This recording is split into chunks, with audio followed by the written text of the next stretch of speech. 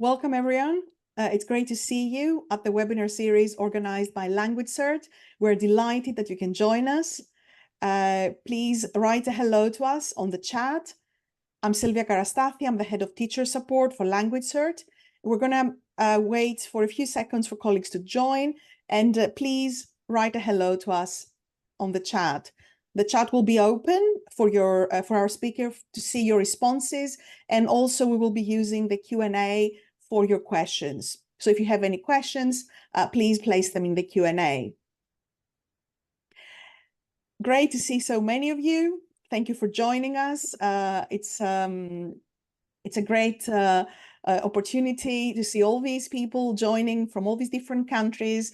Thank you for being here with us today. Before I welcome our speaker, just a few words that this webinar series is in the framework of our Cultivating a Culture of Care theme, and we're welcoming you today to our third webinar of the webinar series on caring through stories.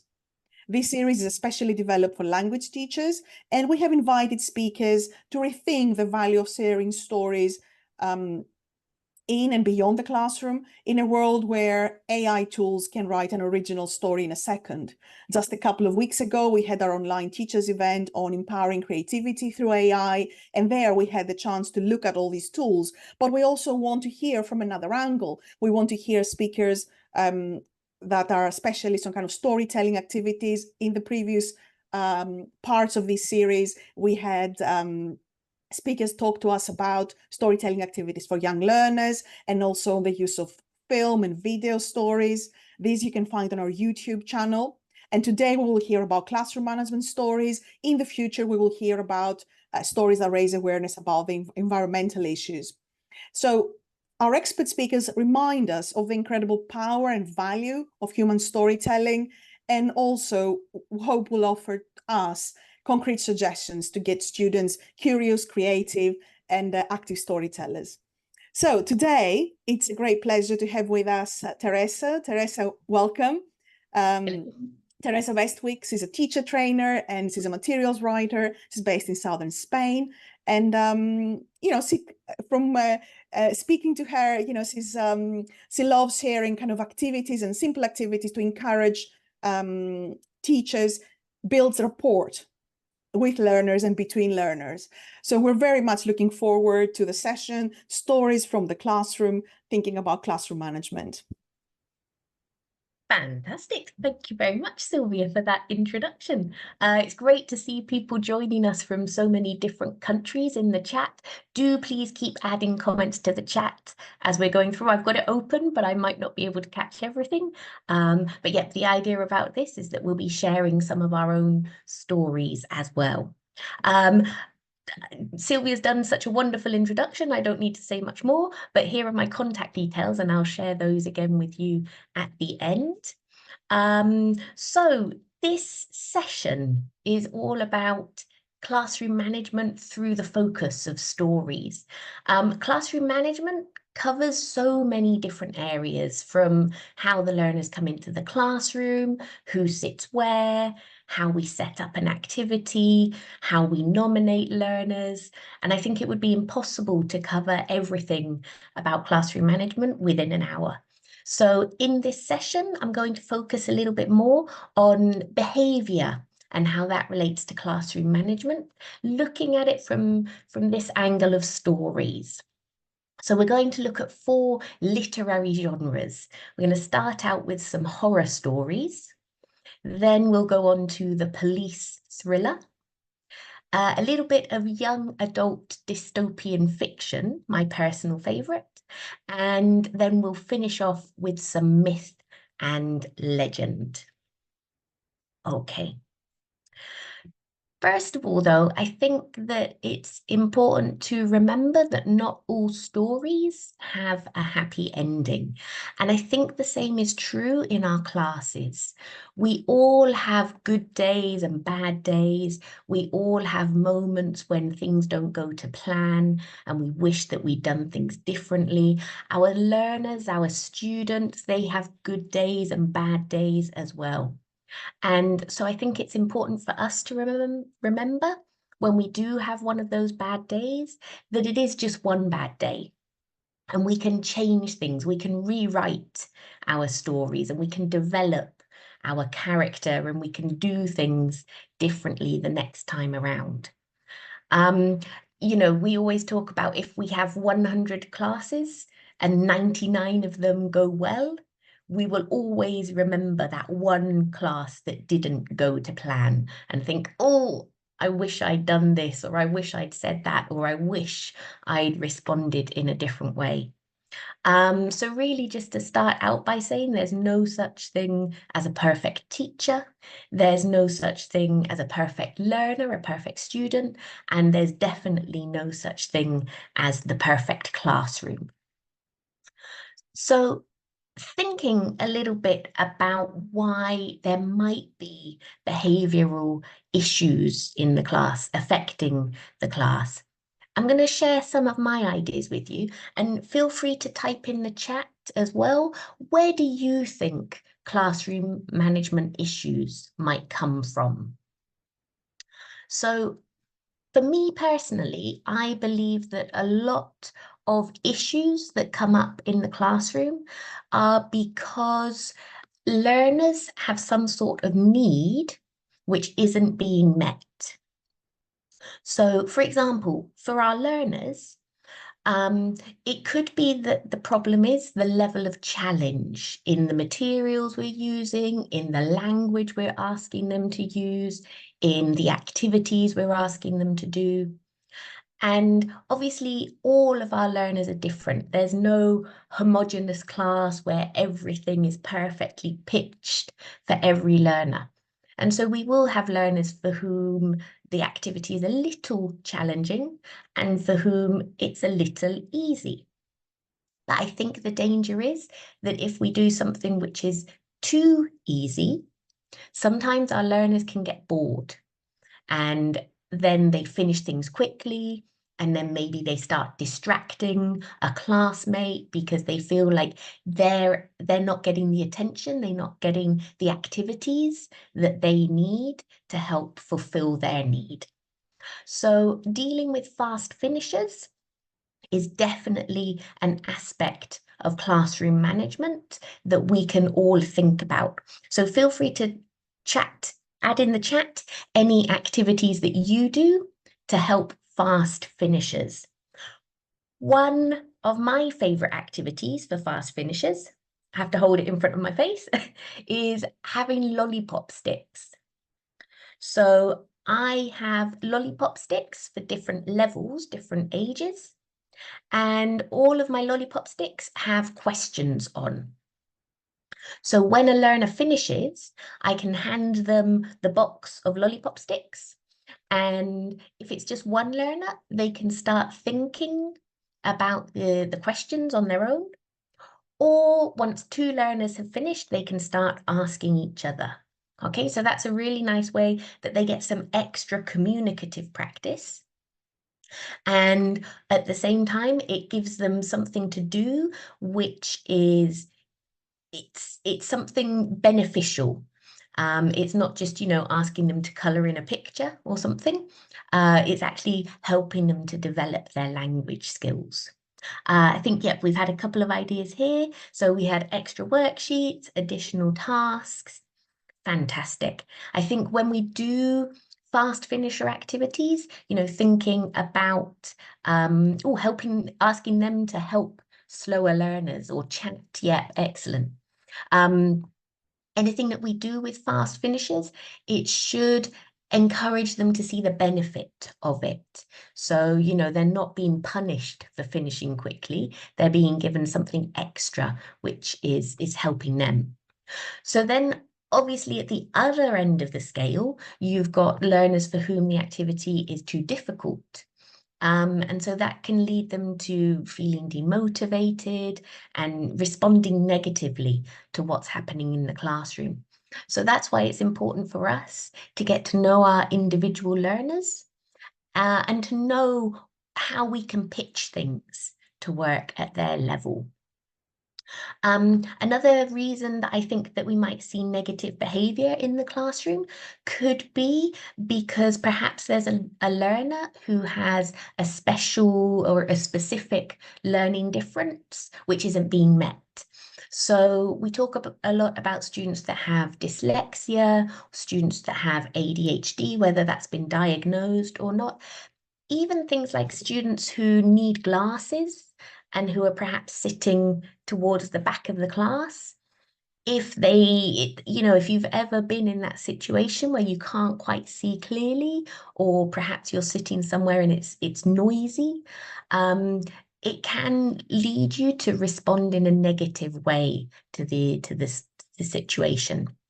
So finding out more about our learners' individual needs and how we can help them learn best can also help to solve some of these classroom management issues.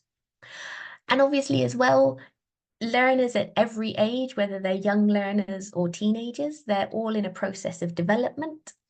And, they're trying to test the boundaries. They're seeing what they can do, what they shouldn't do, and how we'll respond when they do things that they shouldn't. Another couple of areas that might cause classroom management behavioral problems could be, for example, the family situation. So I mentioned before that perhaps they have some sort of need that isn't being met. And that could be that if they're not getting the attention that they want at home, they could act out in class in order to get that attention from the teacher. Another way that you might see the family affecting classroom behavior could be, for example, that if you have a child who's the youngest in the family, perhaps at home, they are in a position where their older siblings are dominating them. And maybe when they're in the classroom, this is their opportunity to be the alpha. And so maybe they take on a more dominant role in the classroom because they can't do that at home, but perhaps they don't know how to do that effectively. In education as well, our students, they're going from one class to another, perhaps changing teacher, perhaps changing classmates. And so I think another factor that we need to bear in mind is that the rules for every classroom are different. Although there are some standard rules for the classroom, the behavior that's acceptable in my classroom might be different to your classroom, to another teacher's classroom. And so we'll see later how it's important to keep reinforcing the rules in our classroom to help deal with classroom management. And just finally, I would add that interactions. I'm going to talk a lot today about interactions and relationships, but I think that the interactions that our learners have with us and the interactions they have with each other on a day-to-day basis can change and can affect a lot how they respond, how they react in the classroom. And as well, the relationships, the interactions they have with their classmates, those start even before they come into the classroom. Those 2-3 minutes when they're standing outside the door, they're interacting. Something could happen there that sets off a whole chain of events and makes them respond in a certain way. Okay. Another thing I will add is that I think that a good lesson is like a good story. I think there are some similar features between them. So a good story has a beginning, a middle, and an end. And I think that's also true in our lessons. We're teachers, we plan the content, we think about the time that we have for our lessons, and we plan it accordingly. And often our lessons at the beginning, we tend to do a lot of reviewing of things. And that's really useful because it makes the learners feel comfortable when they start the lesson. If we begin the lesson by looking at things that are familiar to them, then, they go into the class, I know this, I can answer this, I feel good about my English. Then in the middle, we might do some new learning or expanding on their previous learning. And then at the end, again, we tend to have this process of reviewing. Okay, so that moment at the end, even if it's just 1 minute, very quickly, of what did you learn today? What one word, what was your favorite word from today? That helps the learners feel a sense of progress from one day to the next. And that can be very motivating as well. I think, especially when we have those learners who feel like they're not making progress, that 1 minute at the end of the lesson, looking back at what they've done that day, can be very useful. I think as teachers, we like routine, and students like routine as well. It helps them to feel comfortable and confident about what's happening in the lesson. But routine can also be boring. And so it's also important to keep our learners on their toes, okay? And so for me, these plot twists that you might see in stories are a little like brain breaks. Okay, so brain breaks is a relatively new idea, last 5 years or so. And it's the idea that you do some sort of movement to refocus, re-energize, get your learners back into learning. Okay, so I've been talking for about 15 minutes, and apparently you should do a brain break every 15 to 20 minutes, okay? Often they involve some sort of standing up. Thanks, Ava. Yep, true. Children like routines, the introductions, the songs. We're going to come back to that as well. So yeah, often we tend to do something that involves people standing up, but it can just be something that you do in your chair that just gets you thinking a little bit. So we're going to do a quick brain break. Ready? Clap, clap 3 times. Touch your nose. Reach up high. And now, in the chat box, can you remember what was the first genre? What was the first type of story we were going to look at in today's session? Yes, whoa, Marina, that was super fast. Fantastic. Erica, very good. Great. Yep. So we're going to look at horror stories. Oh, Kiefer in capital letters. Excellent. Maddie, my favorite as well. I like horror stories. I think I've probably been a little bit melodramatic using the term horror stories. Although I will say that I have been in situations myself where my students have made me cry. Because I've had a bad day, I've had a bad lesson. I've seen it happen to other teachers as well. Like I said at the beginning, there's no such thing as a perfect class, no perfect teacher, no perfect learner. I will say, though, that there are no bad people. I think there can be bad behavior. I'm an eternal optimist. I don't think that our learners want to make us cry. I think they're acting out for whatever reason, and that affects us. But I don't really believe that there are villains in our classes. Okay, so give me a quick thumbs up or a quick yes in the chat box. Have you ever had a bad lesson, a horror story of a lesson? And then I'll share a couple of mine. Yep. Yep. I mean, we're all going to have good days and bad days. So, yep, there will definitely be some. Okay, so take a minute to have a look at these. Let me know if any of these have happened to you.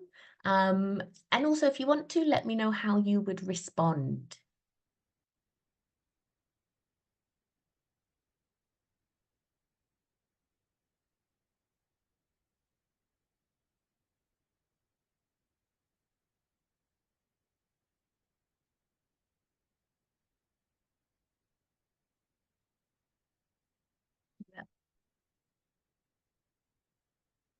Okay, yep. So we've all faced problems like this in our classes. Now, these are relatively tame problems, I would say. They're not horror stories, but I think for me, I called them horror stories because I know that looking back, I really didn't respond in the way that I wanted to. So I'm going to tell you first how I responded, and then I'll tell you how I wish there was an alternative ending to these stories. So with situation number one, every lesson I would ring his mum and I would say he didn't bring his books. And yeah, she was in the situation where I wasn't the only teacher calling. And so we didn't really get very far in resolving the problem in that situation. In the second situation, I think at the time I just kind of took that third learner, put them to work with another pair, and crossed my fingers that the situation would resolve itself. With the third situation, I tried all sorts of rewards systems and point systems. So, you know, they were getting points for speaking English, they were getting points taken off for speaking Spanish, in my case. They were getting points for bringing their books, points taken off for not bringing their books. And it just got a bit overwhelming. Another thing that I tried for situation 3, I had a hand, a physical paper hand, which I stuck on the board, and it was coloured red, yellow, red, like the Spanish flag. And the student had to literally, physically stand up, go to the board, put their hand on this hand when they wanted to speak Spanish, which I thought would deter them, but it didn't. And it just ended up getting very messy and yeah. That's a very good point, Eva, about reassuring with language use, and I'll come back to that. Another thing that I did to stop them from speaking Spanish was I had this little last to leave card. So when we started the lesson, if I heard someone speaking Spanish, I gave them the card. And then when they heard someone speaking Spanish, they passed it around. So the idea was that they were policing themselves, which was an effective use. But I'll come back to why I wouldn't do it nowadays in a minute. With the fourth situation, I think I went, well, we've got to do it. This is what I've planned. This is what the lesson is. And then spent the rest of the day and probably a few days after thinking what a terrible teacher I was and how none of my learners enjoyed their lessons. And situation number 5, it was obviously very specific to the town that I was in, where there were 2 football teams. One had a red kit, one had a green kit. And this was in my first or second year of teaching. So at the time, I think I kind of said, well, that's just silly. Here, take the red pen. And so we had a bit of a standoff. And finally, I relented and gave him another pen to write with. So that was my reactions, which, looking back now with more experience, I feel very embarrassed about. I've learned a lot over my years of teaching, and now I feel that I would definitely respond in an alternative way. So with this first and second situations, I think the more that we can do, the more that we can find out about our learners, the more we know why behaviours are happening, or the more we're able to talk to them about something when it doesn't go to plan in our lessons. With situation, and I think as well, we can do that in their first language if we speak it, so that they feel comfortable. You know, as Eva said, sometimes using their first language is reassuring. And I think in situations like this, where we want to get to know them as people and find out why they're behaving in a certain way, using L1 can be very useful. With situation number 1 as well, nowadays I would still talk to a parent, a caregiver, but I would do it in the future. So I would say to my student, I'm going to call him Jaime. Listen, Jaime, and you haven't been bringing your books recently. And I want to be able to call your mum, call your dad, call whoever looks after you, and tell them Jaime was forgetting his books. And I talked to him, and now the situation is improved. And I just wanted to let you know that there was a problem, but we're working on it and it's going well. And I think if I'd done that with my student at the time, I think it just would have done so much more. I think his mum was feeling overwhelmed. You know, she was getting calls not just from me, and it was always calls of, this is happening, he's not doing this, you need to get him to do this. So she was always saying to him, your teacher's phoned, you're not doing this. Da, da, da. And so if we can flip that and give the parents, the caregivers, a positive phone call and say, there was a problem, but we're working on it and there is improvement, that just affects the way that they then talk to the students, to their children, and it just makes it a much more positive situation for everyone. And so that's definitely something that I would recommend, you know, take the time, find out why things aren't happening. Is there something that's going on at home that's making them forget their books? You know, we might not always know what's going on in our students' lives. Maybe their family's going through a divorce, perhaps they're between different houses, and so that's why they're forgetting their books, because they're leaving them in one house and not another. It could be that maybe they're just not very organized, and maybe we need to give them the tools to help them to get a bit more organized. VMAM's just asked a very good question. What age group of students are we discussing? So at the moment, we're kind of general, and then we're going to get to young learners and teens more specifically in a minute. Again, with the second situation, talking to the learners, not in front of the whole class, talking to them individually first to find out what's happening. Has there been some sort of rupture in their friendship and why? And also understanding that friendship groups are really important when you're young. You know, I think sometimes when we're adults, it's easy for us to kind of look back and go, you know, I don't keep in touch with my school friends, and that happened to me and I turned out fine. But when you're that age, it really is something big if you have a falling out with your friend. So we can be a little bit more empathetic as well. And I think if we can talk to the learners, we can encourage a bit more empathy from them as well. How do you feel when someone excludes you from an activity? It's not a nice feeling, is it? How do you think Hema is feeling at the moment because you don't want to work with her? And we'll come back to this idea of building empathy in a minute as well. Learners not speaking English. I think nowadays I'm much more flexible. I think I can understand there are a lot more very valid reasons for learners to be using their L1 in the classroom. And I think as well, I would do a lot more to probably give them more tools to use English. So for example, when we're working with very young learners, we often start the lesson with circle time.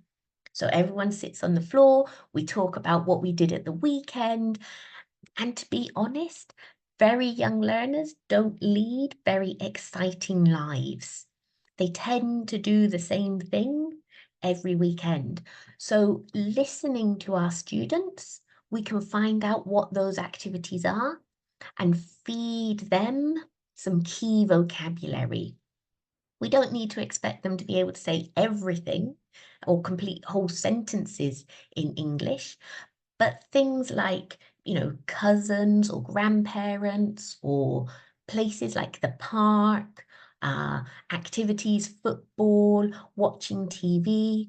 If we can start feeding that vocabulary in and encourage them to use that, then we can really help them in using more English. It's a good question. Vimal has just asked, shouldn't we make them feel that the teacher understands only English? And I think this is a really useful thing that you can do in your lessons as well. You can say, right, now I have my English voice. And at the moment I have my English ears and I can only understand English. I can only speak English and I can only hear English. And you can play around with that with your learners as well. Primary age learners and young learners can enjoy that kind of English voice, English ears. But then I think there are definitely opportunities if you do speak your learners L1. There are definitely moments to interact with them in their L1 if it will make them feel reassured, if it will help to solve a problem. I would definitely say look for the opportunities to use it effectively. Okay, so point number 4, choice. I'm going to come back to this again later in the session, but giving your learners choice helps to make them feel much more invested in the lesson and involved. So I said at the beginning that we have kind of beginning, middle, and end to a lesson. And so when you're doing that beginning part, give the learners the choice. Do you want to look at past simple verbs or household vocabulary? Okay, do you want to do a board race or a brainstorming activity? And even just little choices like that, it can really help them to feel a sense of responsibility and to feel like they're interested in what, that we're interested in what they're wanting to do. And finally, as I say, this was quite a specific situation, but one thing that it made me reflect on in my very bad response to the situation was that we should never undermine our learners' sense of belonging in a group. So whether that's the colour pen they use because of the football team they support, whether it's the type of stories they like, whether it's the type of music they listen to, any aspect of their sense of identity, we should never undermine that, okay? So again, choice. What colour pen do you want to use? Which pen do you want to use? Even if I'd just set the activity up in that way, I would never have had this situation of, I'm not using that pen. That's the rival football team. Okay.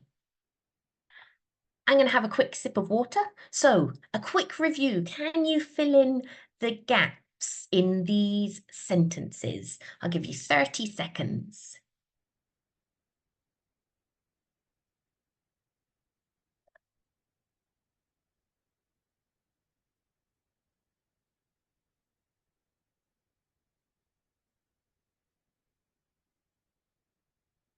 Fantastic. Vimal's got number 1. Feel free to write them in any order as well. Erica's got number 2, beginning, middle, and end. Excellent.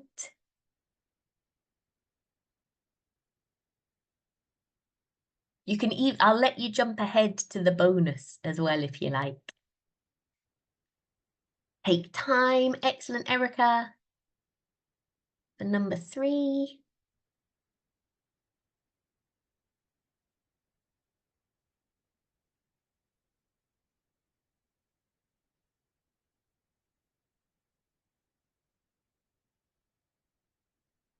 Number 4. Oh, yeah, we could give them choice in English or a chance. Very good. The word I was thinking for number 4 was tools. We can give them the tools to say what they want. But yeah, definitely we can give them the vocabulary. Perfect. Excellent. Okay, I saw number 5 as well. Choice. Excellent. So can you remember what was the second genre we were going to look at?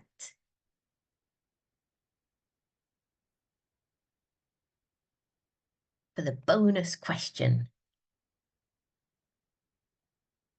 Fantastic. Peggy got there. Detective stories, police thrillers. Exactly. Okay. So we're going to have a little look now at young learners, thinking about primary and pre-primary. And I'm going to share a poem with you. It's by a Croatian poet. And I'll just give you kind of a minute to read it through, and then feel free in the comments to respond with an emoji or a comment to let me know if you're familiar with this situation.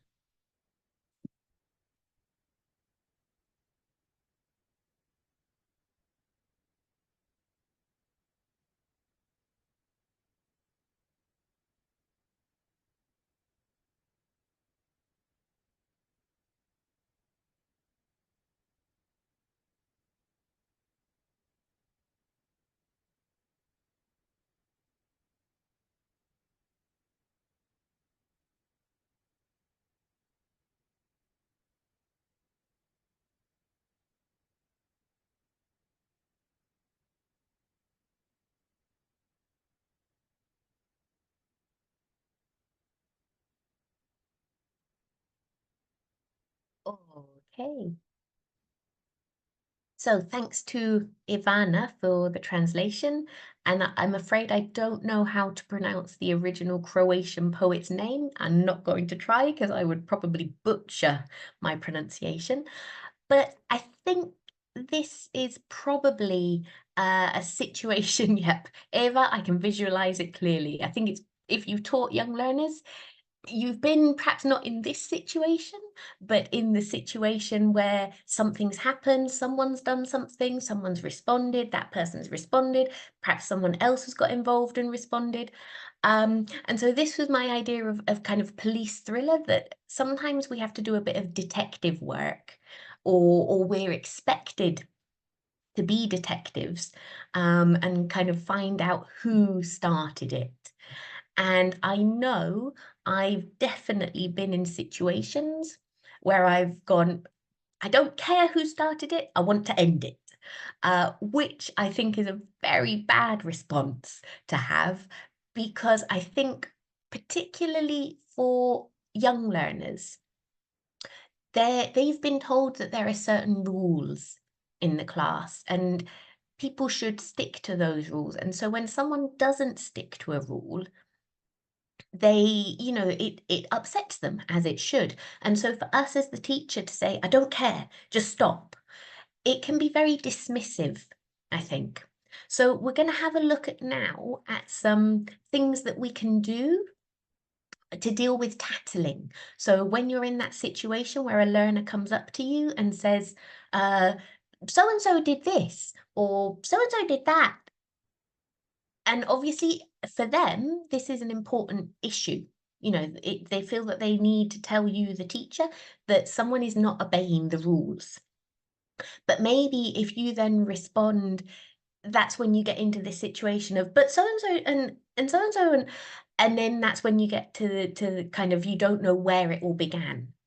So when you're faced with this situation of a learner coming up to you and going, so and so did this, rather than trying to become a detective and get to the bottom of the situation, I think there are some other things that we can do to try and solve the problem.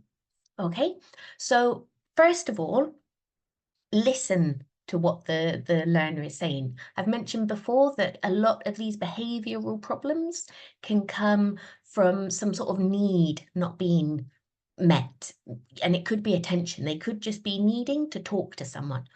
So the first thing we need to do is listen and identify two key things. Is someone hurt, or is someone in danger? And obviously, if either of those questions, the answer is yes, we respond, we react. If nobody's hurt and nobody's in danger, I think there are other things that we can do to pass the responsibility onto the learner. Okay, so then we don't need to get involved and do this detective work of, so this happened, what happened before, and who did that, and we end up going around the class and trying to find the bottom of the story. I would suggest trying out some other tools instead. So for example, if a learner comes up to you and says, Molly took Peter's colours. Oh, that's a pity.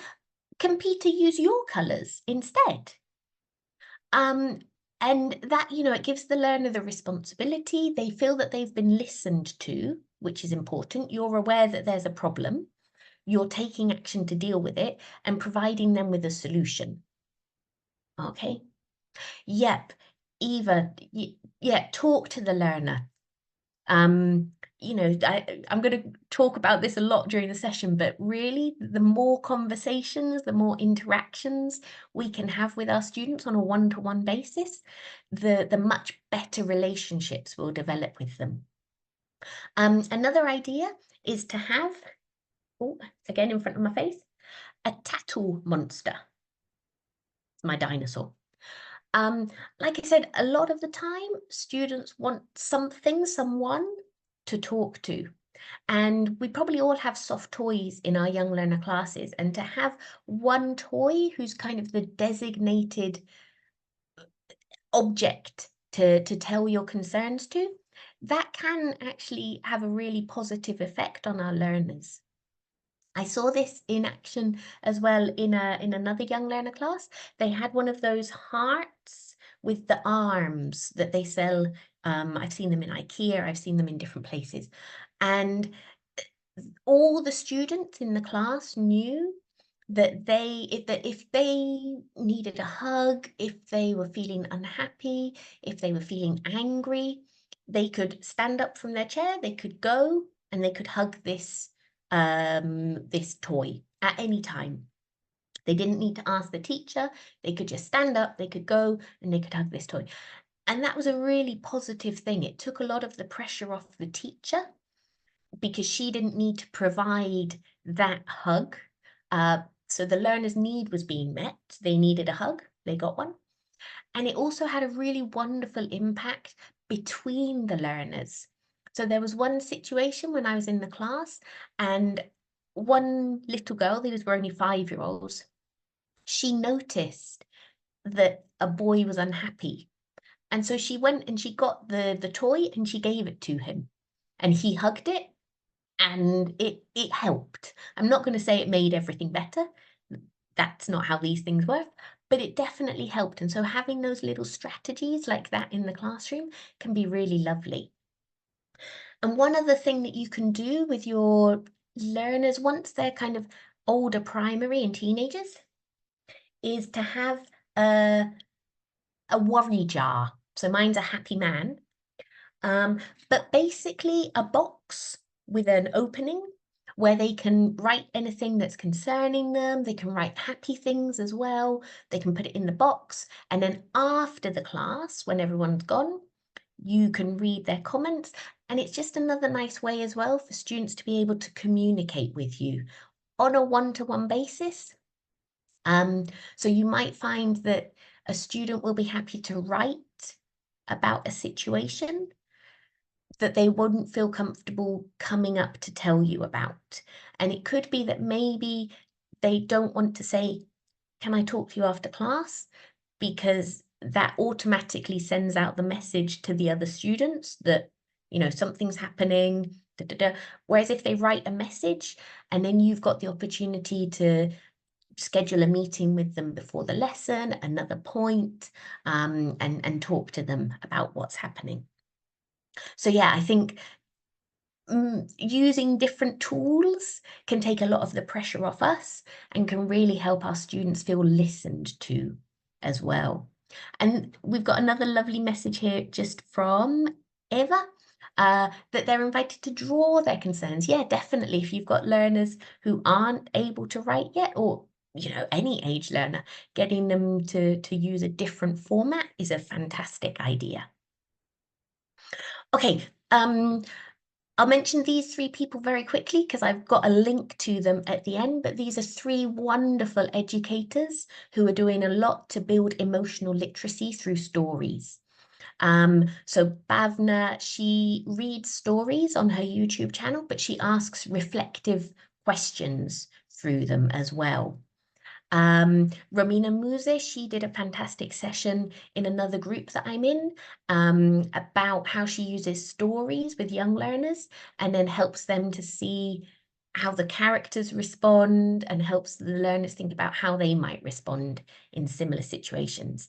And Elena, she wrote a blog post recently about, again, working with stories and questions that you can ask the learners. Stephen's added a great question. So for the worry jar, Do they write their names? So they don't have to, these can be anonymous, but you might find as well that you recognize their handwriting, particularly if you open it up after every lesson. And you might even notice that you perhaps recognize that something's happening in the class, that someone's feeling unhappy. And so, you know, you can also think, I think this might be that person, if you're not able to talk to them immediately in that moment. Okay, so moving on to young adult dystopian fiction. I'm a huge fan of these series like The Hunger Games and Maze Runner and Divergent and all of those. And I think often in those books, we see factions. So we see groups of individuals, often teenagers, who don't get along, who feel that they're different from each other, but then characters find something that's similar, okay, and something that unites them. And I think that's definitely true. There's more that unites us than divides us. So we're going to share a few quick ideas for building rapport and interaction. Getting to know you activities. We often do these at the beginning of the year so that we can find out more about our learners, so they can find out more about each other. But they're also a really useful tool to be using through the course as well to continue building rapport. So for example, one thing that you can do is a Venn diagram. Oh, that didn't work. Oh, it kind of worked. There we go. So this is where you have overlapping circles with you on one side, another person on the other side, and both of you in the middle. So we'll do a quick practice now. We're going to do it with the chat box. You could use this, for example, to practice past simple. So a learner makes a sentence and the other person responds, "So did I," or "I didn't." And then they would write it in that area of the Venn diagram. So for example, feel free to respond in the chat box with either "so did I" or "I didn't." I had toast for breakfast today.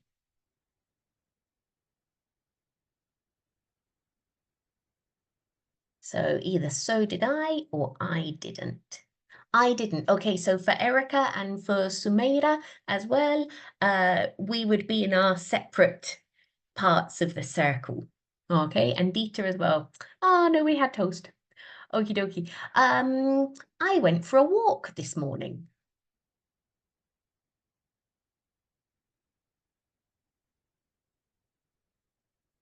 Dieter, so in this case for Dieter, that would be us in the middle and Milena as well. We both went for a walk this morning. Okay, so you can use activities like this Venn diagram to practice language through the course as well. It doesn't just need to be a getting to know you activity at the start of the course. I would share more activities, but I know that we're going to run out of time. So moving on to varying interaction patterns, I think that this is both in terms of having learners work in pairs, having them work alone, having them work in small groups, but also thinking about who they're working with. So I think that we've all probably been in the situation where we've been in class and we've put learners together and they've groaned. And that's a horrible situation because it just makes everyone feel bad. The learner who groans feels bad because they don't want to work with that person. That person feels bad because nobody wants to work with them. And it's just a horrible situation. So I think the more that we can do to keep varying the interaction patterns so that learners get used to working with other people. It's not something that happens once a term when they have to do a project. It's something that's ongoing in our classes. The more we make a habit out of it, the less likely they are to groan. And there's also a couple of things that we can do to kind of randomize the interaction patterns. I say randomize because you can engineer it. So what you can do is before the lesson starts, get your sticky notes. Mine are heart-shaped. And for example, you could write a capital city on each sticky note and stick it to the chair. stick one sticky note on each chair. And then when learners come in, you say, okay, what's the capital of France? Paris. Okay, find the sticky note with Paris and sit there.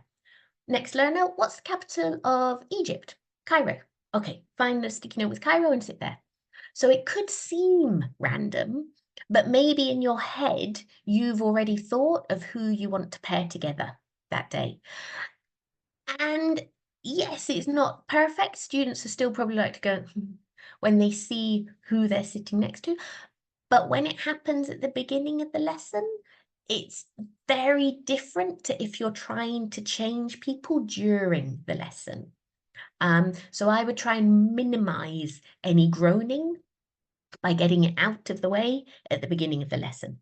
And obviously these sticky notes, you could use them for general knowledge, things like capital cities, what language do they speak in different countries. You could also use it for language learning. So you could give them a word, find the translation, or give them a definition, find the word. So there's lots of different ways that you could use this sticky note idea.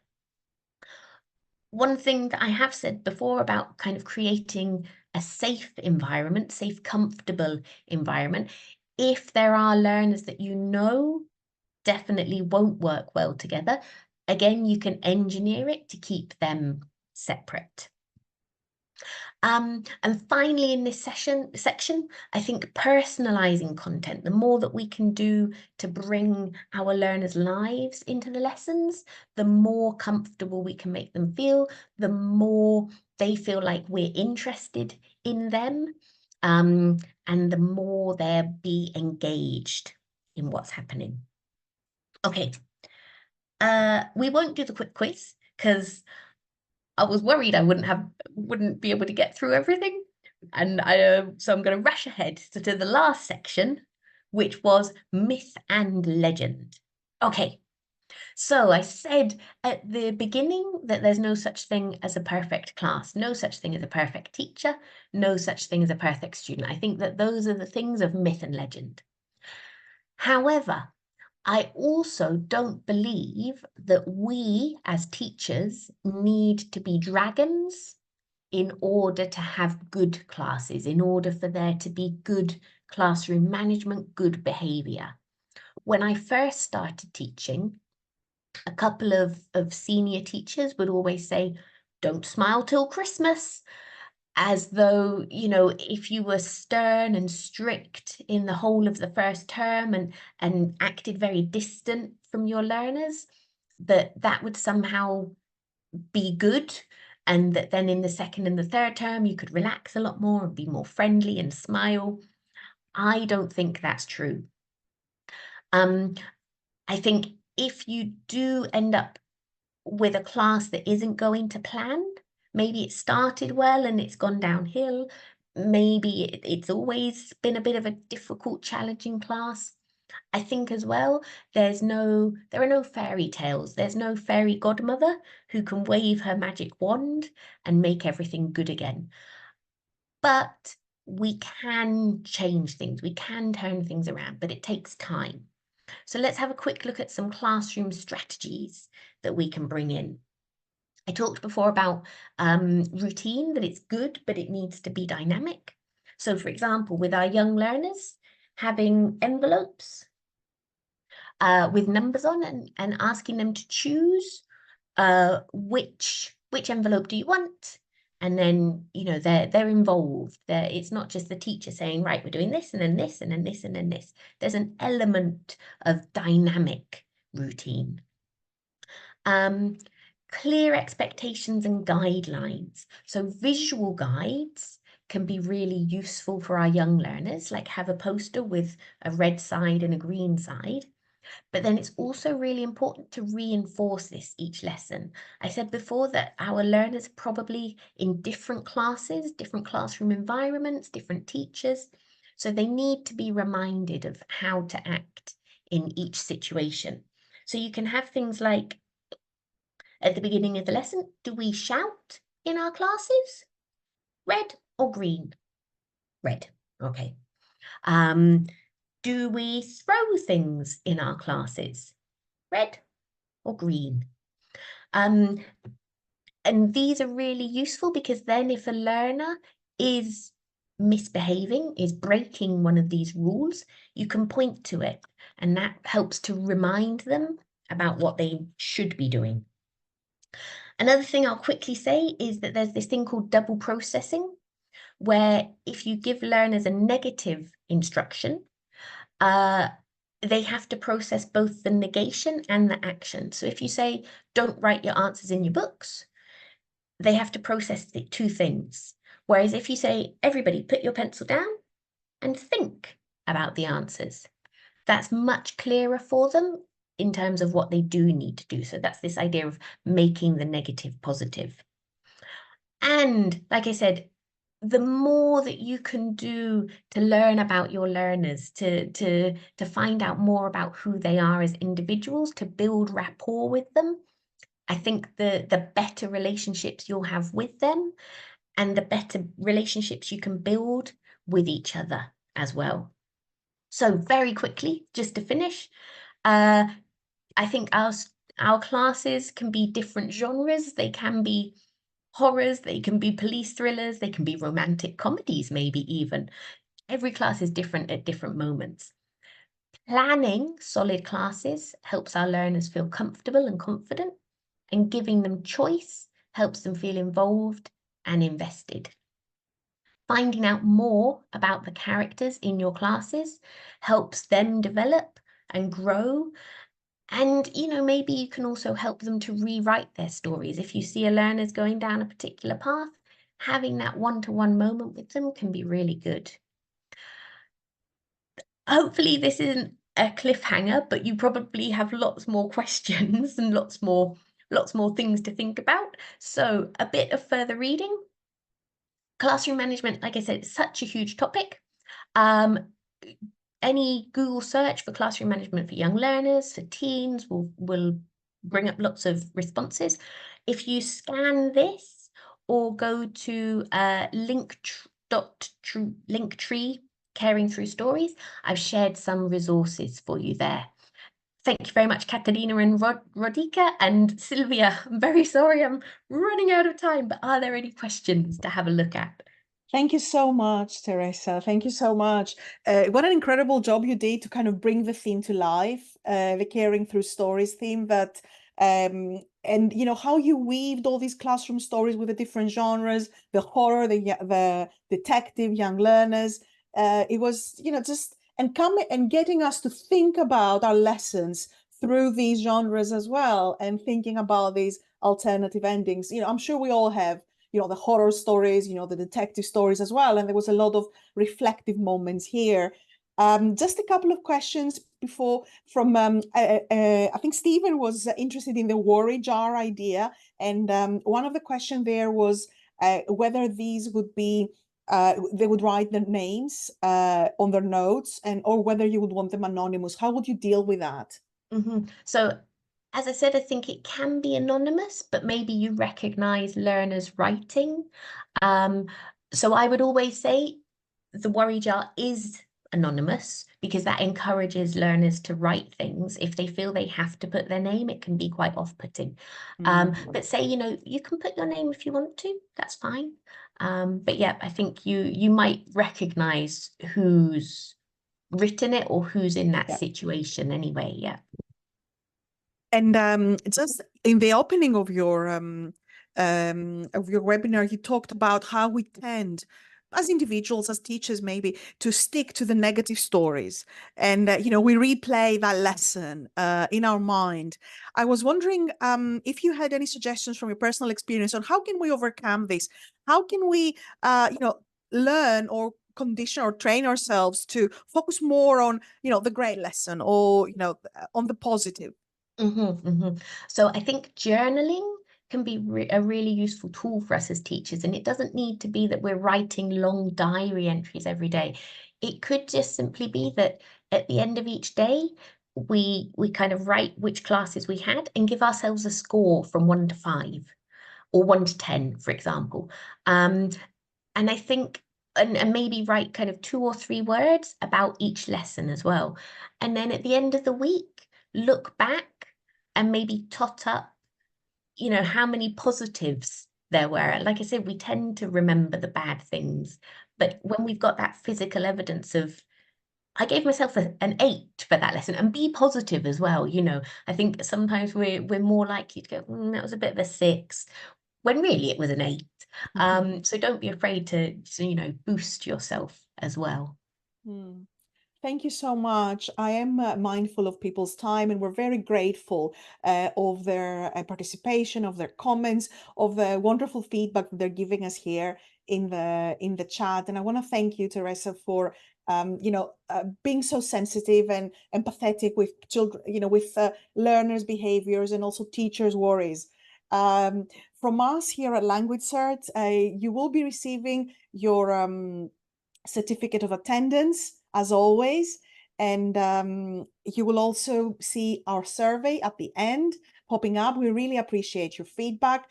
We are coming back in April with Caring Through Stories. And we really want you to see you again in April, where we're going to be thinking about environmental stories and stories about nature and the environment. Teresa, thank you so much. Been a pleasure. Thank you to all the teachers for commenting as well. Yep. Thanks, everyone. Bye-bye.